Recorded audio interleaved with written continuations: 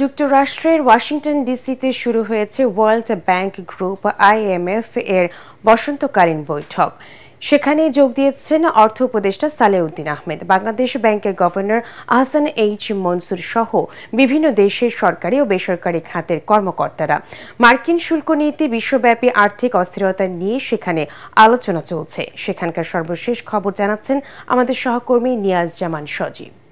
বিশ্বব্যাংক এবং আইএমএফ গ্রুপের এবারের যে বসন্তকালীন সভা, সেই সভাটি মূলত বৈশ্বিক যে অর্থনৈতিক এক ধরনের যুদ্ধ শুরু হয়েছে, সেই যুদ্ধ শুরু মাঝে বিশেষ করে মার্কিন প্রেসিডেন্ট ডোনাল্ড ট্রাম্পের ঘোষিত শুল্ক নীতির পরে বৈশ্বিক যে একটি ধাক্কা লেগেছে অর্থনীতিতে, সেই সময় কিন্তু এবারে সভাটি খুবই গুরুত্বপূর্ণ এবং সেই সভা শুরু হয়েছে।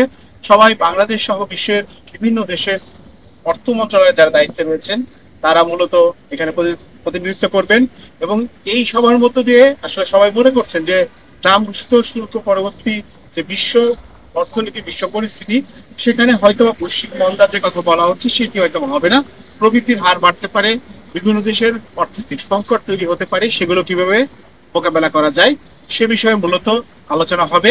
এবং আপনারা জানেন ইতিমধ্যে সভাটি শুরু হয়েছে এবং বিভিন্ন দেশে যারা প্রতিনিধি তারা অংশ নিয়েছেন এবং তারা বলছেন যে এই সভার মধ্য দিয়ে একটি গ্রহণযোগ্য সমাধান সবাই মিলে বের করা সম্ভব হবে।